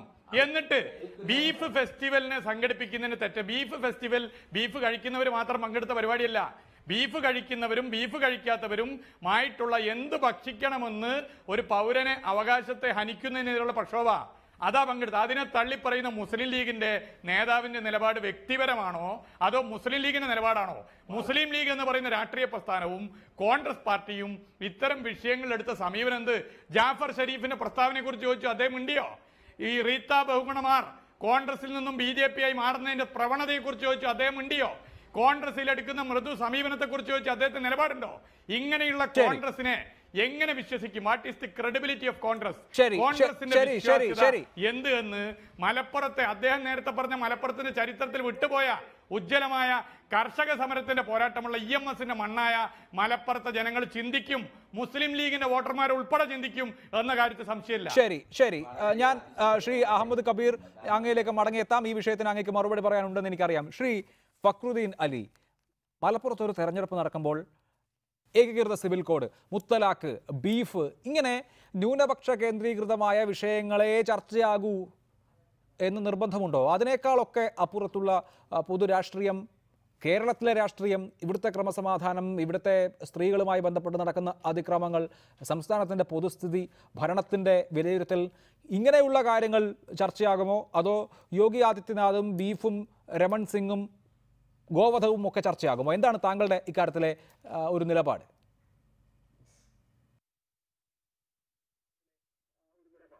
അതിന് മുമ്പ് അഭിലാഷ് നേരത്തെ ഞാൻ പറഞ്ഞതിൻ്റെ ഒരു തുടക്കം, അഭിലാഷ് ചോദിച്ച ചോദ്യത്തിൻ്റെ ഉത്തരം കൂടി പറഞ്ഞേക്കാം. കേരളത്തിൽ മാത്രം മതിയോ സംഘത്തിന് നിലപാടെടുത്താൽ അഭി ചോദിക്കുകയുണ്ടായി. പക്ഷേ സംഘത്തിൻ്റെ ഇന്ത്യയിൽ ഒറ്റയ്ക്കുള്ള നിലപാട് ഇങ്ങനെ ആയിരുന്നു. പക്ഷേ കാശ്മീരിൽ ഇപ്പോൾ അവർ കുറേ അഡ്ജസ്റ്റ്മെൻറ്റുകൾ തയ്യാറാകുന്നു, നോർത്ത് ഈസ്റ്റ് അഡ്ജസ്റ്റ്മെൻറ്റുകൾ തയ്യാറാകുന്നു. കേരളത്തിൽ ഇത്തരം പ്രസ്താവനകൾ വരുന്നു, നല്ലതാണ്. അത്രയെങ്കിലും വന്നല്ലോ, അത്രയും കൂടി ഇൻക്ലൂഷനൊക്കെ എവിടെയൊക്കെ ഇൻക്ലൂഷൻ വരുത്താൻ തയ്യാറാവുന്നത് നല്ല കാര്യമാണ്. അത് കണ്ടിന്യൂ ചെയ്യാണ് നല്ലതാണ് എന്നാണ് ഞാൻ പറഞ്ഞത്. അത് നമ്മൾ എന്താ പറയുക, ഒരു വലിയ ആ രീതിയിലുള്ള മോണോലിത്തിക്കായ ഫാസിസ്റ്റ് സംഘടന എന്ന് പറയുന്ന സംഘടനയിൽ നിന്ന് ഇങ്ങനെ ചില സമീപനങ്ങൾ ഉണ്ടാകുമ്പോൾ നമ്മൾ അതുകൂടി കാണണം. കാണാതെ പോകുന്നത് ശരിയല്ല. പിന്നെ രണ്ടാമത് അഭിലാഷ് പറഞ്ഞത് ശരിയാണ്, ഈ മുസ്ലിം കമ്മ്യൂണിറ്റിയുടെ കാര്യം ഭയങ്കര കഷ്ടമാണ്. എവിടെയൊക്കെ ഈ മുസ്ലിംസ് ഉണ്ടോ അവിടെ ഒന്നെങ്കിൽ ബീഫ് അല്ലെങ്കിൽ അഖിലാഖ്, ഇത്തരം വിഷയങ്ങൾ മാത്രം ഈ ചർച്ചയ്ക്ക് വരുന്നത് എന്തുകൊണ്ടാണ്? മുസ്ലിംസിന് മറ്റൊരുപാട് പ്രശ്നങ്ങളുണ്ട്. ഇപ്പോൾ അഹമ്മദ് കബീർ പറഞ്ഞ പോലെ എയർപോർട്ടിൻ്റെ പ്രശ്നങ്ങളുണ്ട്, അല്ലെങ്കിൽ ചില മുസ്ലിം മേലെ മാൽന്യൂട്രീഷൻസിൻ്റെ പ്രശ്നങ്ങളുണ്ട്, മുസ്ലിം സ്ത്രീകൾ നേരിടുന്ന ഒരുപാട് പ്രശ്നങ്ങളുണ്ട്. ഇത്തരം വിഷയങ്ങളെല്ലാം തന്നെ വളരെ ബോൾഡ് ആയിട്ടുള്ള സമീപനം എടുത്തുകൊണ്ട് ഇതാണ് ഞങ്ങളുടെ നിലപാട്, ഈ ഒരു കാര്യം ആണ് ചർച്ച ചെയ്യേണ്ടത്, ഇതാണ് ജനങ്ങളെ റിയൽ ഇഷ്യൂ, ഗൾഫ് റിട്ടേണീസിൻ്റെ പ്രശ്നം, ഇത്തരം വിഷയങ്ങൾ ചർച്ച ചെയ്യാൻ ഇവിടെ എല്ലാ രാഷ്ട്രീയ പാർട്ടികളും തയ്യാറാണോ? അല്ലെങ്കിൽ എന്താ പ്രശ്നം? അതിൻ്റെ ഗുണം കിട്ടിയ BJP ആണ്. കാരണം എവിടെ മുസ്ലിങ്ങളുണ്ടോ അവിടെ എല്ലാം തന്നെ ഇത്തരം സംഭവങ്ങൾ വരുമ്പം മുസ്ലിംസിന് ദേശീയ ഭക്ഷണമായി ബീഫ്, മുസ്ലിംസിന് ആപാട് ഈ കുട്ടികൾ ഉണ്ടാക്കുന്ന പണിയേ ഉള്ളൂ എന്നൊക്കെ രീതിയിലുള്ള ഒരു ചർച്ച അങ്ങ് വരും. അതില്ലാതെ നോക്കേണ്ട ഒരു ഉത്തരവാദിത്തം മുസ്ലിം കമ്മ്യൂണിറ്റിക്കുണ്ട്, മറ്റു ജനവിഭാഗങ്ങൾക്കുണ്ട്. ഈ വിഷയത്തിൽ തന്നെ ഞാൻ ഈ BJPയുടെ സ്ഥാനാർത്ഥി അദ്ദേഹം ചാടിക്കേറി ഇങ്ങനെ അഭിപ്രായം പറഞ്ഞാണെങ്കിൽ ഞാൻ പറയായിരുന്നു അദ്ദേഹം മുസ്ലിം കമ്മ്യൂണിറ്റിയെ ബീഫ് എഡ്യൂക്കേറ്റ് ചെയ്തു. ഞാൻ മനസ്സിലാക്കിയെടുത്ത് ഞാൻ ഇത് എൻ്റെ സുഹൃത്ത് രാജേഷിനെ മുഖവിലേക്ക് എടുക്കുകയാണ്. അദ്ദേഹത്തിനോട് അങ്ങനെ ചോദ്യം വന്നപ്പോൾ അദ്ദേഹം പ്രതികരിച്ചു. എന്തുകൊണ്ടാണ് അങ്ങനെ ചോദ്യം വന്നത്? അല്ലെങ്കിൽ അദ്ദേഹത്തിന് മറ്റു ചോദ്യങ്ങൾ എന്തുകൊണ്ട് ചർച്ച ചെയ്യപ്പെടുന്നില്ല? നമ്മളെല്ലാവരും കുറച്ചുകൂടിയൊക്കെ ജാഗ്രത പുലർത്തേണ്ടതുണ്ട് ഈ വിഷയത്തെ എന്നാണ് എനിക്ക് തോന്നുന്നത്. റൈറ്റ്. ശ്രീ അഹമ്മദ് കബീർ, ഇവിടെ BJP ഉന്നയിച്ച വിമർശനത്തിനും ഇടതുപക്ഷം ഉന്നയിച്ച വിമർശനത്തിനും താങ്കൾക്ക് മറുപടി പറയേണ്ടതുണ്ട്. എന്തുകൊണ്ട് ബീഫ് ഫെസ്റ്റിവൽ, അതിപ്പോൾ സംഘമായിരുന്ന ബീഫ് കഴിക്കുക എന്നതിനപ്പുറത്ത് പ്രതീകാത്മകമായ ഒരു പ്രതിരോധമാണത്. ഭക്ഷണ ഫാസിസം വരുമ്പോൾ, ഇന്നത് ഭക്ഷിച്ചാൽ മതി എന്ന് തിട്ടൂരങ്ങൾ വരുമ്പോൾ അതിനെതിരെ പ്രതികരിക്കാനുള്ള ഒരു വേദി. അതിപ്പോൾ ഉത്തർപ്രദേശിലാണ് അങ്ങനെ ഒരു സംഭവം നടന്നത്, കേരളത്തിലല്ല എന്നതുകൊണ്ട് കേരളത്തിൽ പ്രതികരിച്ചുകൂടാ എന്നില്ലല്ലോ. കേരളത്തിൻ്റെ ഒരു നേച്ചർ അങ്ങനെയാണല്ലോ. ആ നിലയ്ക്ക് അതിനെ പ്രതീകവൽക്കരിക്കാൻ ഇടതുപക്ഷം ശ്രമിക്കുന്നുണ്ട്, ഇടതുപക്ഷത്തിന് അത് കഴിഞ്ഞിട്ടുണ്ട്, അതിനനുസരിച്ചുള്ള പിന്തുണ അവർക്ക് കിട്ടിയിട്ടുണ്ട്. ഇതൊക്കെ നോൺ ഇഷ്യൂസ് ആണ് എന്ന് നിങ്ങൾ പറയുമ്പോൾ ഈ വിഷയങ്ങളിലൊന്നും നിങ്ങൾക്ക് നിലപാടില്ല, അല്ലെങ്കിൽ ഒത്തുതീർപ്പുകൾക്ക് വഴങ്ങുകയാണെന്ന മറു ആരോപണം വരും.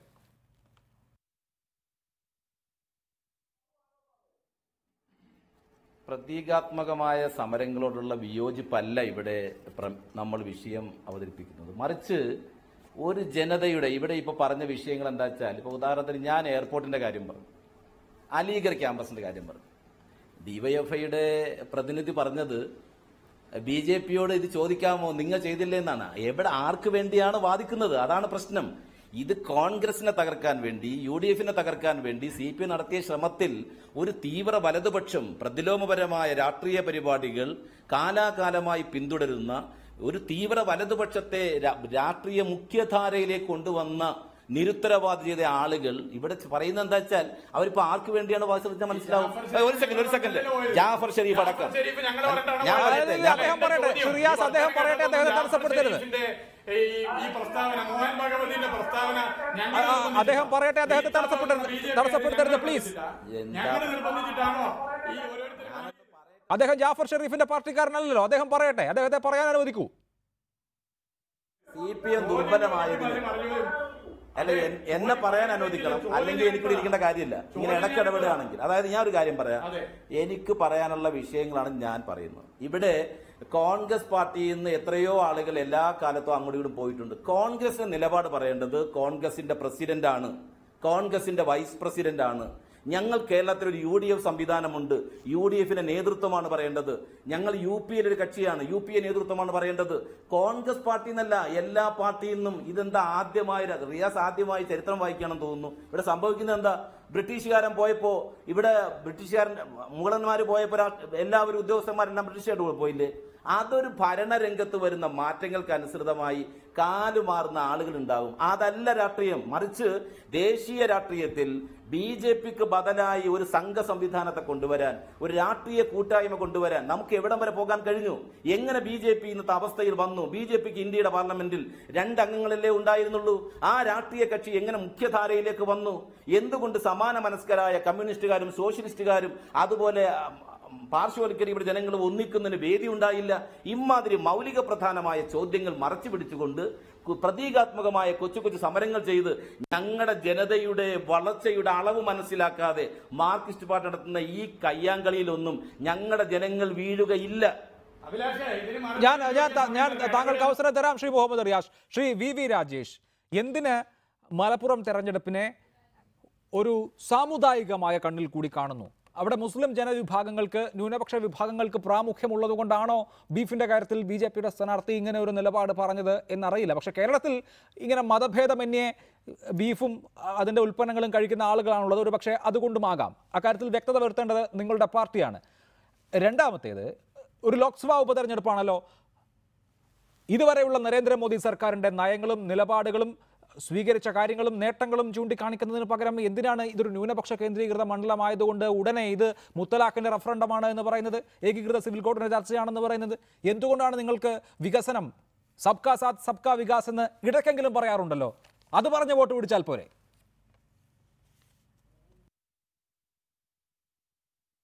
അതായത് മീറ്റ് ദ പ്രസിൽ മാധ്യമപ്രവർത്തകർ അങ്ങോട്ട് ചോദ്യം ചോദിക്കുന്നതിന് മുൻപ് ശ്രീപ്രകാശ് പറഞ്ഞ കാര്യങ്ങൾ റിപ്പോർട്ടർ ചാനലിൻ്റെ ലൈബ്രറിയിൽ ഉണ്ടാകുമല്ലോ.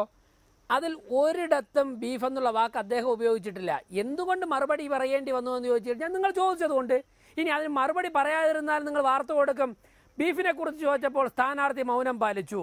ഇനി ബീഫ് കൊടുക്കൂല എന്ന് പറഞ്ഞാൽ പറയും താൻ ജയിച്ചാൽ അവിടെ ബീഫ് നിരോധിക്കുമെന്ന് ശ്രീപ്രകാശ് പറഞ്ഞു. ഇതായിരിക്കും ചർച്ച.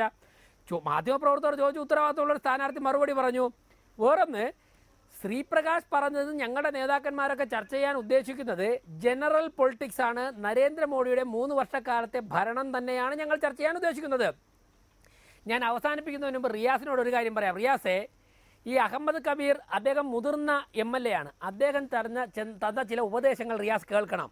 റിയാസ് അതിനനുസരിച്ച് പ്രവർത്തിക്കണം. അദ്ദേഹം വളരെ മനോഹരമായി പറഞ്ഞു, നമുക്കെല്ലാം ഒരുമിച്ച്, നിങ്ങൾക്കൊക്കെ ഒരുമിച്ച് നരേന്ദ്രമോദിക്കും BJPക്കുമെതിരെ ഒരു പ്ലാറ്റ്ഫോം എന്തിന് രൂപീകരിക്കുന്നതിനെ കുറിച്ച് ചിന്തിച്ചുകൂടാ?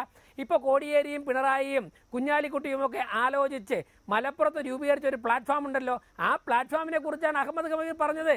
റിയാസിനെ പോലുള്ളവർ ആ പ്ലാറ്റ്ഫോമിൻ്റെ മഹത്വം മനസ്സിലാക്കാതെ അവരെ എതിർക്കരുത് എന്നാണ് അദ്ദേഹം പറഞ്ഞത്.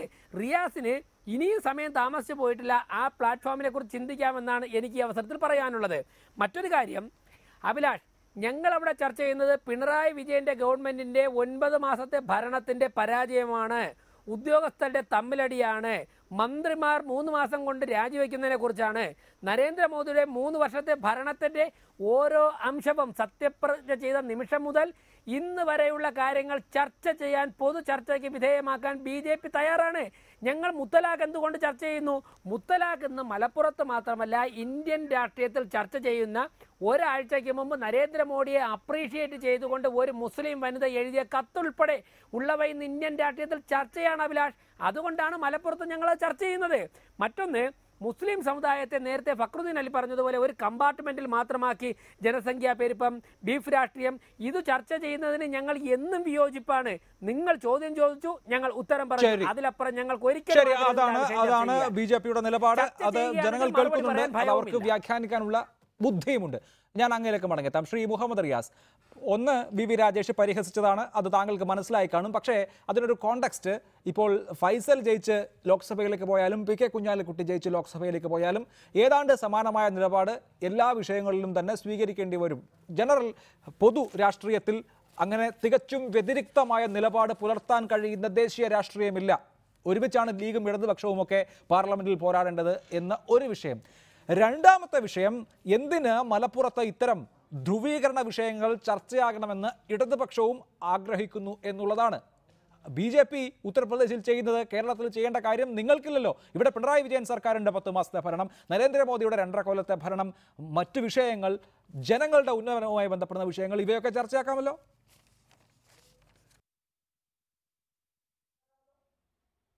അഭിലാഷേ, ഞാൻ പറയാം. ഇവിടെ 2 പേർക്കും കൂടിയുള്ള ഉത്തരം പറയണം. അപ്പോൾ അതിൻ്റെ ഒരു സമയം തരണം. ഒന്ന്, രാജേഷ് ഇവിടെ ഈ കോമൺ പ്ലാറ്റ്ഫോമിനെ കുറിച്ച് പറഞ്ഞ രാജേഷിൻ്റെ പാർട്ടിയുടെ അനുഭവം വെച്ച് പറയായിരിക്കും. 1991 കോലീബി സഖ്യം ഒരു ലോക്സഭാ തെരഞ്ഞെടുപ്പിൽ പരസ്യമായി വടകരയിൽ സ്ഥാനാർത്ഥിയെ നിർത്തി മുസ്ലിം ലീഗും ബി.ജെ.പിയും കോൺഗ്രസും തോളോട് തോൾ ചേർന്ന് നിന്ന് തോളുക്കായിട്ട് സ്ക്വാഡ് ഇറങ്ങിയ അനുഭവം വെച്ച് രാജേഷ് പറയുന്നത്. അപ്പോൾ അതിലേക്ക് ഞാൻ പോകുന്നില്ല. 2, ശ്രീ അഹമ്മദ് കബീറിനെ പോലെയുള്ള മുസ്ലിം ലീഗിൽ ഒരു മുതിർന്ന നേതാവ് എടുക്കേണ്ട നിലപാടാണോ എടുത്തിട്ടുള്ളത്?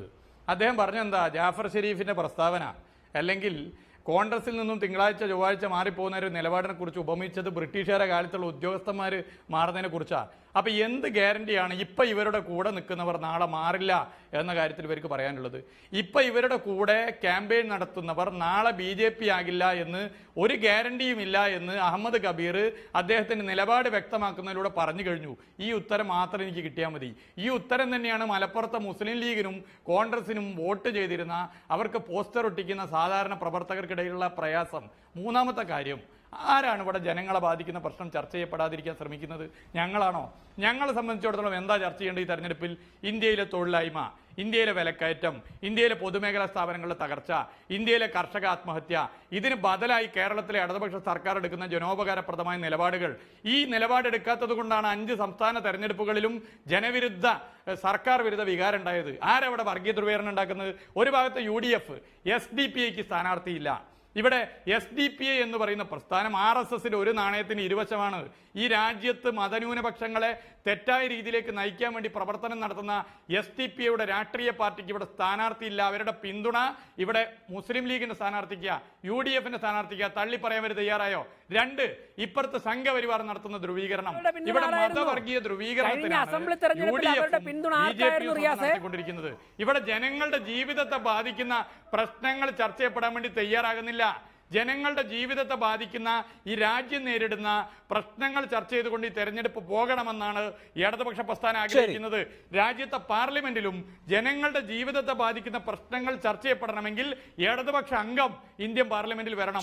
അത് തന്നെയാണ് ഈ തെരഞ്ഞെടുപ്പിന്റെ പ്രത്യേകതയും. ശരി, ശ്രീ അഹമ്മദ് കബീർ, എന്താണ് ഈ തെരഞ്ഞെടുപ്പിന്റെ രാഷ്ട്രീയ പരിസരം? നമ്മൾ രാജ്യവ്യാപകമായ രാഷ്ട്രീയാവസ്ഥ അവലോകനം ചെയ്താൽ നിയമസഭാ തെരഞ്ഞെടുപ്പുകളിൽ ബി.ജെ.പി. സമാനതകളില്ലാത്ത നിലയിൽ വിജയിക്കുന്നു. ഏറ്റവും തീവ്രമായ രാഷ്ട്രീയ നിലപാടുകളുള്ള ആളുകൾ തന്നെ ഭരണത്തിൻ്റെ താക്കോൽ സ്ഥാനങ്ങളിലേക്ക് വരുന്നു. അവർ ഭരണരഥമേറിക്കഴിഞ്ഞാൽ കൃത്യമായി അവരുടെ ആ നിലപാടിന് അനുഗുണമായ തീരുമാനങ്ങളും എടുക്കുന്നു. ഇങ്ങനെ ബി.ജെ.പി. രാഷ്ട്രീയം, തീവ്ര വലതുപക്ഷ രാഷ്ട്രീയം രാജ്യത്ത് ശക്തി പ്രാപിക്കുമ്പോൾ, അതിന് ഒരു അപ്രമാദിത്വം നേടാൻ കഴിയുന്ന സാഹചര്യത്തിലേക്ക് വരുമ്പോൾ നടക്കുന്ന ഒരു തെരഞ്ഞെടുപ്പ് എന്നുള്ള നിലയിൽ, ഒരു ഉപതെരഞ്ഞെടുപ്പ് എന്നുള്ള നിലയിൽ അതിനെതിരെയുള്ള ഒരു പ്രതിരോധമുണ്ടാകുക, ന്യൂനപക്ഷ വിഭാഗങ്ങളുടെ ശക്തമായ പ്രാതിനിധ്യം എന്നുള്ള നിലയിൽ അവരുടെ വോയിസായി ഒരാൾ പാർലമെന്റിൽ എത്തുക, ഇങ്ങനെയുള്ള ഒരു അജണ്ടയിലേക്ക് ഒതുങ്ങുന്നുണ്ടോ മലപ്പുറത്തെ ഉപതെരഞ്ഞെടുപ്പ്?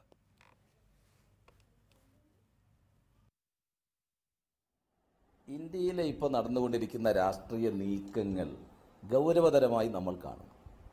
1 ബീഹാർ മോഡലാണ്, 2 കേരള മോഡലാണ്. കേരള മോഡൽ ഇന്ത്യയിൽ വരണമെന്നാണ് വ്യക്തിപരമായി ഞാൻ ആഗ്രഹിക്കുന്നത്. ബി.ജെ.പിക്ക് തുടക്കം മുതൽ 10% വോട്ടാണ് ഉണ്ടായിരുന്നത്. അത് വളർന്ന് 20-30 വരെ ആയിട്ടുണ്ട്. ഇവിടെ വേണ്ടത് BJP വിരുദ്ധ വോട്ടുകൾ ഫലപ്രദമായി 2 മുന്നണികളിലായി കേരള മാതൃകയിൽ രൂപം കൊള്ളണം എന്ന ഉറച്ച നിലപാടാണ് ഞങ്ങൾക്കുള്ളത്.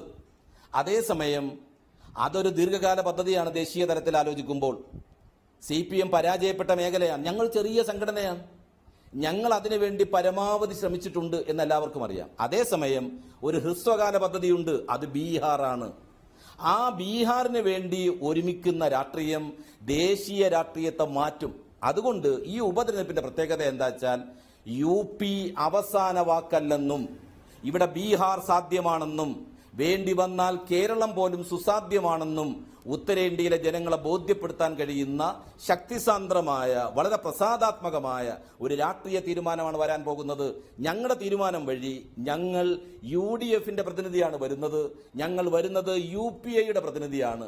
ശ്രീ രാഹുൽ ഗാന്ധി സഭക്കകത്ത് നേതൃത്വം കൊടുക്കുന്ന UPA പ്രസ്ഥാനത്തിന്റെ ഭാഗമായി ഞങ്ങളുടെ പ്രതിനിധി അവിടെ വരികയാണ്. അതിന്റെ അർത്ഥം എന്താ വെച്ചാൽ ഇന്ത്യയിലെ പാർശ്വവൽക്കരിക്കപ്പെട്ട ഒരു മഹാജനക്കൂട്ടം, രാഷ്ട്രീയമായി ഈ പ്രബുദ്ധതയിലേക്ക് വരാത്ത ഒരു ജനക്കൂട്ടത്തിന്റെ മനസ്സിൽ UP അവസാനത്തെ വാക്കല്ലെന്നും ബീഹാറും വേണ്ടി വന്നാൽ കേരളവും സുസാധ്യമാണെന്നും പറയുന്ന രാഷ്ട്രീയ നയമാണ് ഞങ്ങളുടേത്. നിർഭാഗ്യവശാൽ എന്താ പറയാ, പാലുള്ള ക്ഷീരമുള്ള ഒരു അകിടിൻ ചുവട്ടിലും ചോര തന്നെ കൗതുകം കൊതുകിനെന്ന് പറഞ്ഞ പോലെ CPMന് കൊച്ചു കൊച്ചു കാര്യങ്ങളിലാണ് താല്പര്യം. അവർ പറഞ്ഞ കാര്യങ്ങൾ ശ്രദ്ധിച്ചാൽ മനസ്സിലാകും. അവർക്ക് ഈ രാജ്യത്തെ ബാധിക്കുന്ന മൗലികമായ പ്രശ്നങ്ങളിൽ നിലപാട് സ്വീകരിക്കാൻ ബംഗാൾ കൂടി നഷ്ടപ്പെട്ട CPMന് സാധ്യമല്ല. EMSന് ശേഷം മാർക്സിസ്റ്റ് പാർട്ടി ആശയപരമായ പിടിപ്പുകേടിലും ദാരിദ്ര്യത്തിലുമാണുള്ളത്. ആ രംഗത്ത് ഇന്ന് UPA തിരിച്ചു വരണം, UDF തിരിച്ചു വരണം, ദേശീയമായ ബദലുണ്ടാകണം. അത് നേതൃത്വം കൊടുക്കാൻ ഇന്ത്യൻ നാഷണൽ കോൺഗ്രസിനല്ലാതെ കഴിയില്ല എന്ന് ഈ 5 നിയമസഭാ തെരഞ്ഞെടുപ്പുകളും ബോധ്യപ്പെടുത്തുന്നുണ്ട്. ഗോവയിലും മണിപ്പൂർ ചെറിയ സംസ്ഥാനമാണെങ്കിൽ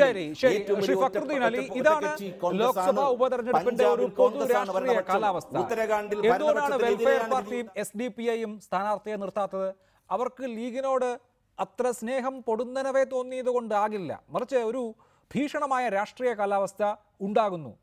20% മുസ്ലിം ജനവിഭാഗമുള്ള ഉത്തർപ്രദേശിൽ ഒരൊറ്റ മുസ്ലിം സ്ഥാനാർത്ഥിയെ പോലും മത്സരിക്കാത്ത BJP മുന്നണി നേടിയിട്ടുള്ള ഭയങ്കരമായ വിജയം, ആ വിജയത്തിൻ്റെ അലയൊലികൾ രാജ്യമാകെ അലടിക്കുന്നതാണ്. അത് 2019 ഒരു സൂചകം കൂടിയാണ്. അക്കാര്യത്തിൽ യാതൊരു സംശയവുമില്ല. അങ്ങനെയുള്ള വേളയിൽ ഏറ്റവും ശക്തനായ ഒരു ന്യൂനപക്ഷ നേതാവ് പാർലമെന്റിൽ കിട്ടാവുന്നതിൻ്റെ പരമാവധി ഭൂരിപക്ഷത്തോടെ എത്തട്ടെ എന്നുള്ള നിലപാടിലേക്ക് ജനസാമാന്യം എത്തുകയാണ്, മുസ്ലിം ജനസാമാന്യം എത്തുകയാണ്.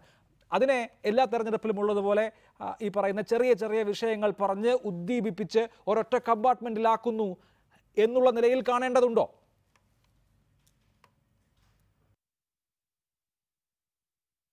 ഇതിൻ്റെ ഒരു കാര്യം എന്ന് വെച്ചാൽ ലണ്ടനിൽ മഴ പെയ്യുന്നത് നമ്മളിവിടെ കുട പിടിക്കേണ്ട ആവശ്യമില്ലല്ലോ. അപ്പോൾ മലപ്പുറത്തിന് ആ നിയോജകമണ്ഡലത്തിൻ്റെ സ്വഭാവം നമുക്കറിയാം.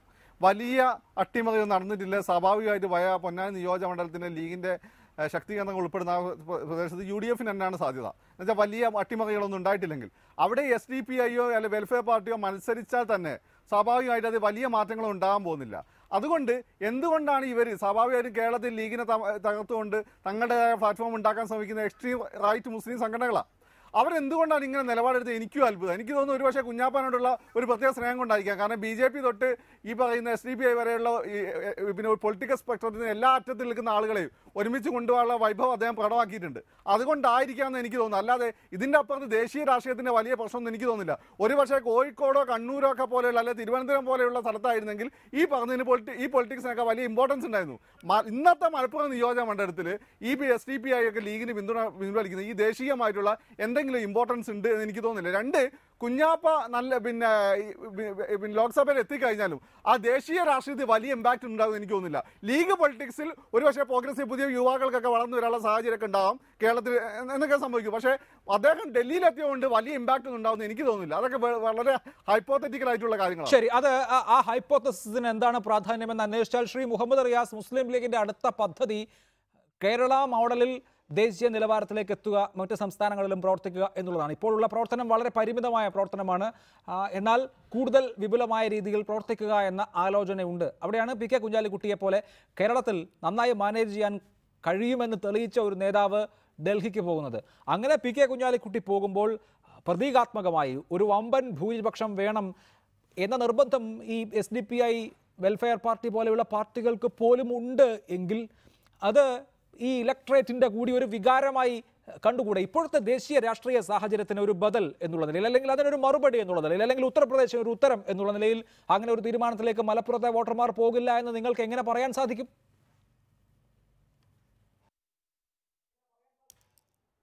അഭിലാഷ്, നമ്മൾ ഈ കാർ ഓടിക്കുമ്പോൾ ഫസ്റ്റ് ഗിയറിലിട്ട്, സെക്കൻഡ് ഗിയറിലിട്ട്, തേർഡ് ഗിയറിലിട്ടിട്ടാണല്ലോ ഫോർത്ത് ഗിയറിലിടുക. മതവർഗീയതയ്ക്കെതിരെ നേരിട്ട് പ്രക്ഷോഭം നടത്തുന്നതിനെ തെറ്റണം. എന്താണ് മതവർഗീയത? എന്താണ് സംഘപരിവാർ ഉയർത്തുന്ന ഭീഷണി? ഇത് പരിശോധിക്കുമ്പോൾ രാജ്യത്തെ ഇന്നത്തെ ഈ കോർപ്പറേറ്റ് വൽക്കരണത്തിൻ്റെ ഉൽപ്പന്നമാണ്, ബൈ പ്രൊഡക്റ്റാണ്, ഉപോൽപ്പന്നമാണ് മതവർഗീയത. ജനങ്ങളുടെ ജീവിതത്തെ ബാധിക്കുന്ന പ്രശ്നങ്ങൾ ചർച്ച ചെയ്യപ്പെടാതിരിക്കാൻ അജണ്ട വഴിമാറ്റാനാണ് മതവർഗീയത എടുക്കുന്നത്. അപ്പം മതവർഗീയതയ്ക്കെതിരെയുള്ള പ്രക്ഷോഭത്തെ ഇന്ന് രാജ്യം നേരിടുന്ന മോഡി സർക്കാർ, നേരത്തെ മൻമോഹൻ സിംഗ് സർക്കാർ നടപ്പിലാക്കിയ നവ ഉദാരവൽക്കരണ നയത്തിനെതിരെയുള്ള പ്രക്ഷോഭവുമായി കോർത്തിണക്കണം. അപ്പോഴേ മതവർഗീയതയ്ക്കെതിരെയുള്ള പ്രക്ഷോഭം ശരിയായി വരൂ. കോൺഗ്രസ് ദൗർഭാഗ്യവശാൽ അത് ചെയ്യുന്നില്ല. കോൺഗ്രസ് ആ നയം തിരുത്താൻ തയ്യാറാകുന്നില്ല. ഇവിടെ മുസ്ലിം ലീഗ് ഇവിടെ പറഞ്ഞല്ലോ കാര്യങ്ങൾ. ഞാൻ കോൺഗ്രസിൻ്റെ നേതാക്കന്മാർ കാലുമാറുന്നത് ചെറിയ കാര്യമായി കാണാൻ വേണ്ടി പറ്റുമോ? ജാഫർ ഷെരീഫിനെ പോലെ ഉത്തരവാദിത്തപ്പെട്ട ഒരു കോൺഗ്രസ് നേതാവ്, RSSന്റെ തലവൻ രാഷ്ട്രപതിയാകണമെന്ന് പറഞ്ഞത് ചെറിയ കാര്യമാണോ? അതിനെക്കുറിച്ച് മറുപടി പറയാൻ തയ്യാറാകാതെ അതിനെ തമസ്കരിക്കുകയാണ് മുസ്ലിം ലീഗ് ചെയ്യുന്നത്. അവിടെ കോൺഗ്രസിൻ്റെ വിശ്വാസ്യതയുടെ തകർച്ചയാണ്. ഇവിടെ പ്രിയപ്പെട്ട സുഹൃത്ത് ഇവിടെ പറഞ്ഞല്ലോ, മുസ്ലിം ലീഗിൻ്റെ നേതാവ്, കോൺഗ്രസ് അവിടെ ഉണ്ട്, ഇവിടെ ഉണ്ട്. എവിടെയുണ്ട് കോൺഗ്രസ്? എവിടെയുണ്ട് കോൺഗ്രസ്? ഇപ്പൊ കോൺഗ്രസിന്റെ സ്ഥിതി എന്ത്? കോൺഗ്രസ് പാർട്ടി ഓരോ സംസ്ഥാനങ്ങളിൽ ഇല്ലാതാവുന്നു. എന്തുകൊണ്ട്? കോൺഗ്രസ് എടുക്കുന്ന നിലപാടാണ്, കോൺഗ്രസിന്റെ തെറ്റായ നയമാണ്. അപ്പൊ കോൺഗ്രസിനെ സംരക്ഷിക്കാനുള്ള ഉത്തരവാദിത്വം കോൺഗ്രസിന്റെ നേതാക്കന്മാരാ. ഞങ്ങളാരും ജാഫർ ഷെരീഫിനെ നിർബന്ധിച്ച് പ്രസ്താവന അർപ്പിക്കുന്നില്ല. ഞങ്ങളാരും റീത്ത ബഹുഗുണയോട് BJP പോവാൻ ഇടതുപക്ഷം പറഞ്ഞിട്ടല്ല പോകുന്നത്. ഇവിടെ പൊളിറ്റിക്കലൈസേഷൻ ഇല്ലാത്ത പാർട്ടിയായി കോൺഗ്രസ് മാറുന്നു. അകത്തു രാഷ്ട്രീയവൽക്കരണം. നിങ്ങൾ അങ്ങനെ വിമർശിക്കുമ്പോഴും മുസ്ലിം ലീഗ് പോലെയുള്ള പാർട്ടി പിന്നെ ആരുടെ കൂടെ നിൽക്കണം? ശരി, ജാഫർ ഷെരീഫും റീത്ത ബഹുഗുണയും BJP-യിൽ പോയി. 5 സംസ്ഥാനങ്ങളിൽ നിയമസഭാ തെരഞ്ഞെടുപ്പ് നടന്നപ്പോൾ ഒരു സംസ്ഥാനത്ത് അധികാരത്തിലെത്താനും 2 സംസ്ഥാനത്ത് അധികാരത്തിന്റെ വക്കോളം എത്താനും കഴിഞ്ഞ പാർട്ടി കോൺഗ്രസ് ആണ്. അതല്ലാതെ ഉത്തർപ്രദേശിൽ 316 വോട്ട് കിട്ടിയ പാർട്ടിയെ മുസ്ലിം ലീഗ് കൂട്ടുപിടിക്കണം, ഭൂരിപക്ഷ വർഗീയതയ്ക്കെതിരെയുള്ള പോരാട്ടത്തിന് അങ്ങനെ ഒരു പ്ലാറ്റ്ഫോം ഉണ്ടാക്കണമെന്ന് സ്വപ്നം കാണാനേ പറ്റൂ. അവർക്ക് ഇപ്പോൾ ഉള്ളതിൽ ഏറ്റവും ശക്തിയുള്ള പാർട്ടി കോൺഗ്രസ് ആണ്, അവരുടെ കൂടെ നിന്നേ പറ്റൂ. അതൊരു സാമാന്യ യുക്തിയാണ്.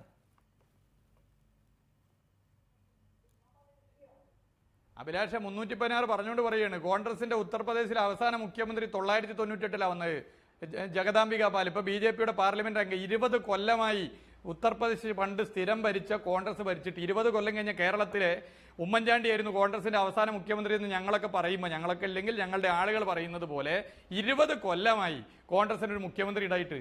അതവിടെ ചൂണ്ടിക്കാട്ടുന്നത്. ഇവിടെ ഒരു വർഗീയതയെ ചെറുക്കാൻ മറ്റൊരു വർഗീയത കൊണ്ട് സാധിക്കില്ല. ജനാധിപത്യ പ്രസ്ഥാനങ്ങൾ ശക്തിപ്പെടണം, നിലപാടിൽ ശക്തി വരണം.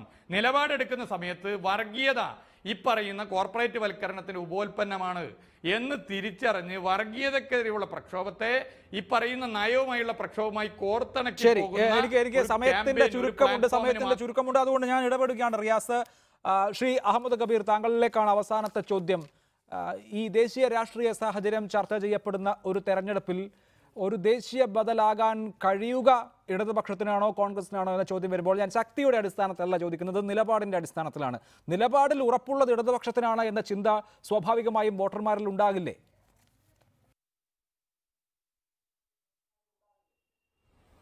വളരെ എന്തറിയോ, ഞാൻ വ്യക്തമായി പറയാം.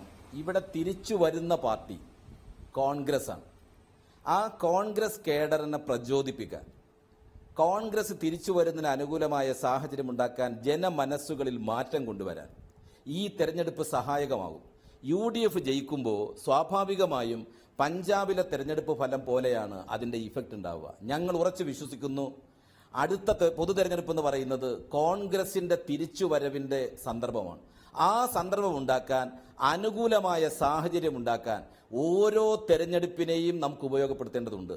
അങ്ങനെ കേരളീയ ജനത, പനമ്പിള്ളി ഗോവിന്ദമേനോന്റെയും K കരുണാകരന്റെയും പാരമ്പര്യമുള്ള കേരളത്തിലെ രാഷ്ട്രീയ സമൂഹത്തെ പരിചയമുള്ള ഒരു ജനത, ബാഫക്കി തങ്ങളെയും CH മുഹമ്മദ് കോയ സാഹിബിനെയും പാണക്കാട് പൂക്കോയ തങ്ങളെയും ഷിയാബ് തങ്ങളെയും പരിചയമുള്ള ഒരു ജനത ഇവിടെ തിരിച്ചു കൊണ്ടുവരാൻ പോകുന്നത് ഇന്ത്യ രാജ്യത്ത് സാധ്യതയുള്ള ഏക രാഷ്ട്രീയ പാർട്ടി, ഏക രാഷ്ട്രീയ മുന്നണി കോൺഗ്രസും വളരെ നന്ദി ശ്രീ അഹമ്മദ് കബീർ, ശ്രീ മുഹമ്മദ് റിയാസ്, ശ്രീ VV രാജേഷ്, ശ്രീ ഫക്രുദ്ദീൻ അലി ചർച്ചയിൽ പങ്കെടുത്തതിന്.